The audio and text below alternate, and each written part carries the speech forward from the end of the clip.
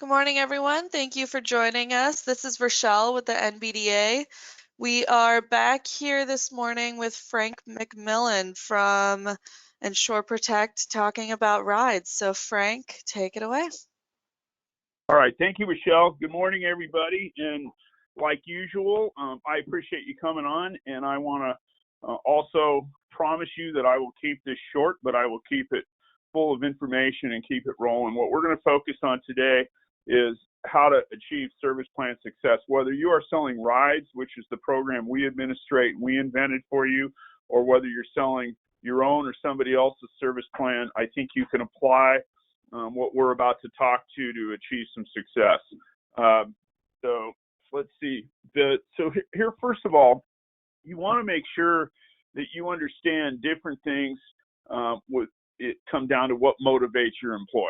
Okay, some employees are motivated by, what does it do for the company? Some employees are motivated by, what does it do for my customer? And some employees are motivated by what I like to call WIIFM, or what's in it for me. So I want to talk about how this program benefits everybody. So first of all, to the company, you've heard this before.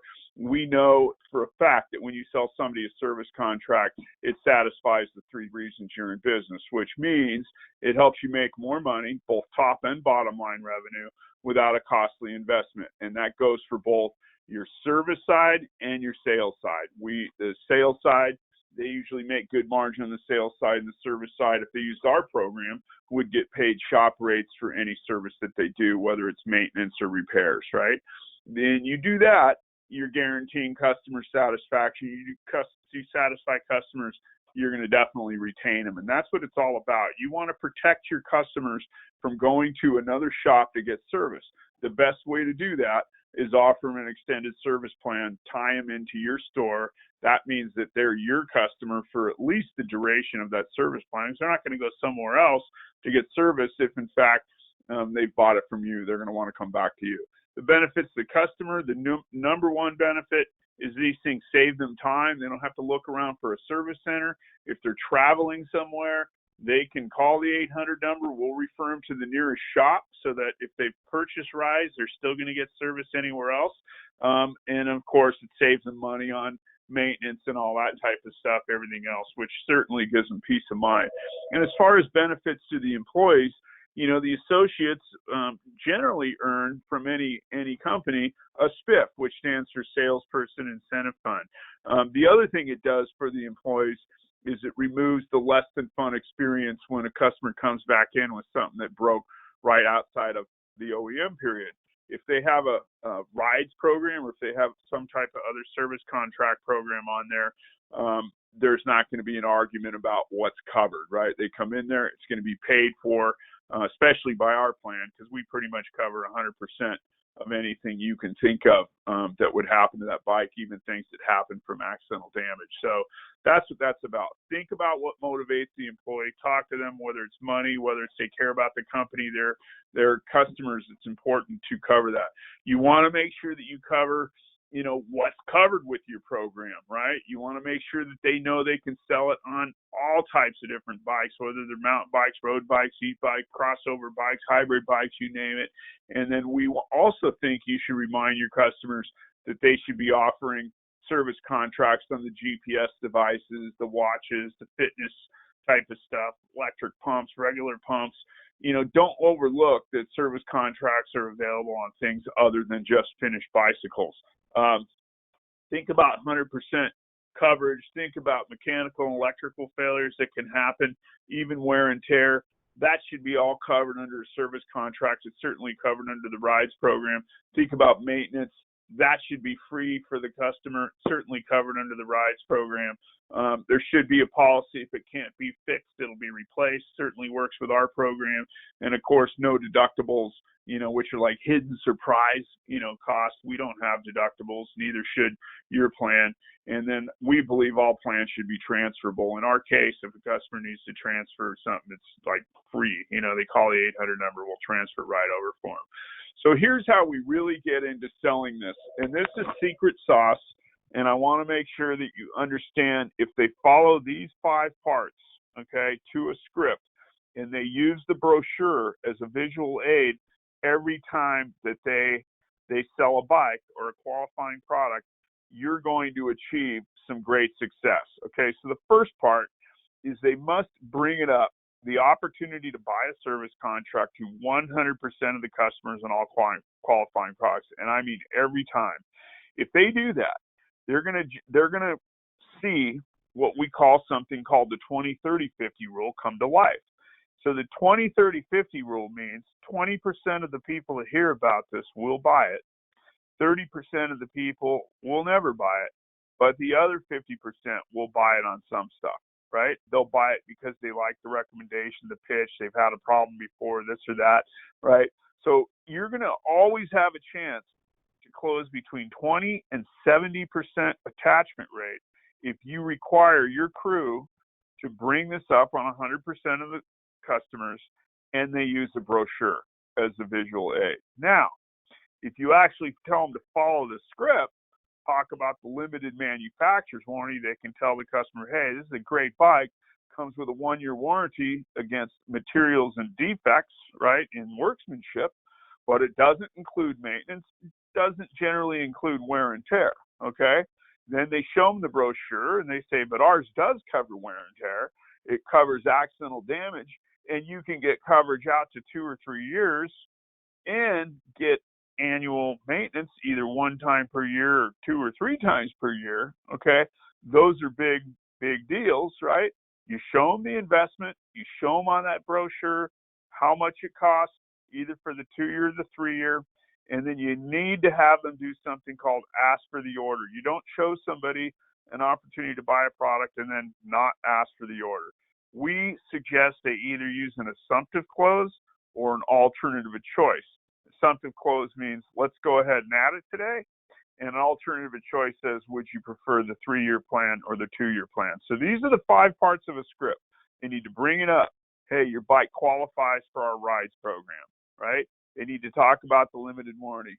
Your manufacturer comes with a 1-year limited manufacturer warranty, which doesn't cover wear and tear, accidental damage, or maintenance, but we have a program that does. Then you actually show them with the brochure the benefits of that program and their options for length of coverage. Then you actually show them how much it costs for each of those. You recommend the more expensive one in all cases, because the longer something lasts or the longer something is, the more likely it's going to break. And then you simply ask for the order. Would you like to go ahead and add that, or which one would you prefer? That are the 5 parts to a script. So this is an actual top-down approach here, right? You can bring it up every time with every customer. Like I see your product qualifies for a replacement plan. It comes with a 1-year warranty from the manufacturer. It's limited. We can improve your warranty by turning it into an in-store replacement. If your bike or your pump fails, you can return it to one of our stores and walk out with a new one. Okay, if you're not near a store, just call. We'll take care of you. Give them the time. You're covered up to, this could say today, this could say, I'm sorry I didn't update that, but this could say you're covered up to March 2023, or you're covered to, blah, blah, blah. You give them how much it is. This is $8.99, and because your bike's on sale, it's only $8.99. Would you like to go ahead and include that? That's an assumptive sale. If they say no, then you say, okay, if that's too much, we can go 1 extra year for $4.99, but I suggest the longer coverage, as the more use your bike gets, the more likely it'll fail. Which would you prefer? So that's asking for the order. You either start with top down, the most expensive one, or you go to alternative of choice. The other option is you use something known as an alternative of choice right off the bat. So once again, you bring up, this. I see your e-bike qualifies for a repair with maintenance. The manufacturer's warranty is 1 year and it's limited. It lasts a year and you're expected to keep it maintained. We can improve your limited warranty by turning it into repair with maintenance. If your new bike should fail, you can bring it back to one of our stores and we'll handle it for you. If you're not near a store, just call. In addition, we'll even tune up your ride once a year for you with no extra charge, except spec like consumables and failures from abuse and accidents. Then you give them the time options. You're covered up to March 2023, okay, which is the 1 year from the manufacturer plus 2 years extension. Then you tell them how much it is. Because your bike is on sale, your investment is only $849.99 for 3-year, or only $499 for the 2, and then you recommend it. I highly recommend the 3-year, as the older anything gets, the more likely it'll fail, as most of our customers have found. And then you ask them, which would you prefer today? In e-bikes, right, what we're finding is a bunch of our customers are having a ridiculously wonderful attachment rate on e-bikes, and they're having a lot of success with it, because I think people that buy e-bikes are concerned, will these things last? Will they hold up? So on and so forth. And you, as a shop, having a shop in the back also, or the front, also make great money for working on those things, because you get paid, shop rates to pay for that, so on and so forth. So that's how that works. You bring it up, you talk about the limited warranty, you tell them about how you're going to improve that, tell them what they're going to get, give them their options, tell them how much it is, and then ask for the order by asking which one they'd like to offer today. So, we can, Brandy and Rochelle have this. This will be posted on the web. We could go through, give this to you, and then you can call us up, and we can go ahead and handle exact scripts for you, or we can write different scripts for you and help you do it. But if you follow those 5 steps to the scripts, which is bringing it up, talking about the limited warranty, showing the benefits and lengths of coverage, talking about the investment, then asking for the order, that's a guaranteed recipe for success. You will do really, really well with that. Now, I do want to talk about handling rejection, right? Because some people that have never sold a service contract before feel funny doing that.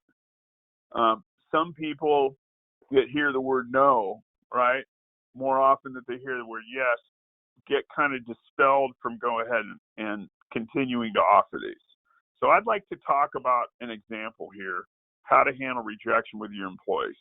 If some of them say, nobody wants it, everybody says no, this or that, right? Or I don't know what to say when they offer it, right? Or when I offer it and they say no. This is what I think you want to get across to them. Ask them, do you know what the success rate of the best hitter in baseball is? It's actually the batters. If they bat 300, which is considered premier, considered excellent, okay, that means they have failed 70% of the time to hit safely. Baseball is a game of failure, but they're not measured by their failure. They're measured by their success. The same thing happens in extended service plans. There's a percentage of people that will always buy, 20%. There's this percentage of people that will never buy, which is 30%. So right off the bat, the percentage that they're likely to hear, right, when they learn to offer this, is going to be leaning towards the people that say no. But if they keep practicing, they have a chance to get between 20 and 70% success rate. A hitter can never do that. And think about batters. They've been playing baseball since they were little kids. When you start to sell service contracts, right, your employees often are just going to be starting. So they may not understand that it takes a little bit of practice to get in the habit of using the brochure, using the script, going through the process, learning what people object, talk about objections, learning all those kind of things. A lot of them just don't understand that you have to keep trying, and eventually you do it. So I like to use the best hitter in baseball as an example of, hey, those guys keep getting up to bat, and they've been practicing their whole life, okay? And they're still failing 70% of the time. In your case, you can get up there. You're guaranteed a 20% success rate, but you might hear no 80% of the time. If you keep at it, you'll go hearing yes 30%, 40%, 50%. You'll start to work it up towards the 70%. You can ask them, who's your favorite sports figure? How'd they become successful? In the Bay Area where I live, they have this kid called Steph Curry. He's just an amazing, amazing basketball player. He's been hurt, he's coming back. This guy can shoot. It probably took him years and years in practice to become that successful. In the case of service contracts, all it takes is just going through the offers every time and then picking up little tidbits each time that your employees talk to the customers. You can ask them, who's your favorite actor? Do you think they got every part they tried out for? They didn't stop because they don't take it as personal, even though, it's intensely personal rejection when you're trying out for a part. Somebody says, sorry, you're not right for the part. Think about that. When you offer somebody a service contract, they're not saying no as a personal affront to you. They're saying no because they don't want to buy it. So you can talk to them about it. A lot of employees, get a little bit weirded out about the rejection of service contracts, but really it's nothing personal. It just means the customer is going to buy it. We already talked about the 20-30-50 rule. We can go through that. I would suggest that. This is one of my favorite things to teach employees. It's called Tommy Hopkins Championship Creed, and it says, hey, I am not judged by the number of times I fail, but by the number of times I succeed. And the number of times I succeed is in direct proportion to the number of times I can fail, but keep on trying. I mean, that is a salesperson's creed. Tommy Hawkins was a salesperson. He's a trainer in sales, and he tries to get people that take sales as a profession of looking at rejection as just part of the game, right? If you look up salesman in Webster's dictionary, right, it's somebody trying to get somebody to buy something to benefit themselves. Well, really, what it should be is sales should be a profession that people think of themselves as helping people own what's beneficial to them, okay, by properly qualifying people, asking them how they use their bikes, asking them how often they use their bikes, asking them what happened to their old bikes, asking them, anything you can think of, who else is going to ride this bike? Are you going to use this for racing? How often are you going to ride it? That helps you paint a picture in your head of the quality of the bike they need, of the type of upgrades to components they're going to need. So when you turn around, you end up presenting a product to them that super benefits them, right? That it's the right product for them. That's the one you're personally recommending. When customers see that you're doing that, taking the time to actually qualify them and present them correctly with the right bike, they appreciate it. And then if you turn around and you present extended service plans, especially the R.I.D.E.S program, which is an NBDA exclusive, amazing program, if you present the R.I.D.E.S program to them as part of the add-ons or part of the accessories that they need to go along with that, that is really, really something they'll appreciate. Because down the line, if they're taking a jump on that mountain bike, or they're flying down a hill and they taco their wheel or something, that stuff's included with this program. I don't know what program you guys sell that are on the phones, but I would certainly think about the benefits that you bring with all this kind of stuff. And then ask your employees, how many times do you have to practice something to memorialize it, learn it, utilize it, make it your own? I mean, realistically, practice, right? Learning an extended service plan script does not happen overnight. So, going back to all this, like I said, you can download. What I would do when you download it is I would go over the practice, or you can have us out to meet with your people. If you sell over 1,000 bikes a year, we do personal training. We'll come out and we can actually do role playing. You want to practice, what would you do with an under 100? What would you do between 100 and 499? What would the pitch be 500 to 999 or 9,999? Is the pitch different on a scooter, a cruiser, a mountain bike, a road bike? Of course it is, because all of these have different type of stuff, right? Different type of stuff that can break, so on and so forth. An e-bike has an entirely different need for maintenance and all that kind of stuff. So that's something that you want to do. You want to go through Q&A, role playing with your team, make sure that they're comfortable with the program that you're selling. Hopefully it's a R.I.D.E.S program, and then, get into the 5 parts of the script and get some service plan success. So like I promised at the beginning, we try to keep these short. We try to keep, we know all you are busy that own your own bike shops and everything else. So I try not to take up a whole hour, but let's find out if there were any questions, or if anybody's got any questions, or if Rochelle or Brandy or anybody else has any questions, I'll be happy to answer them.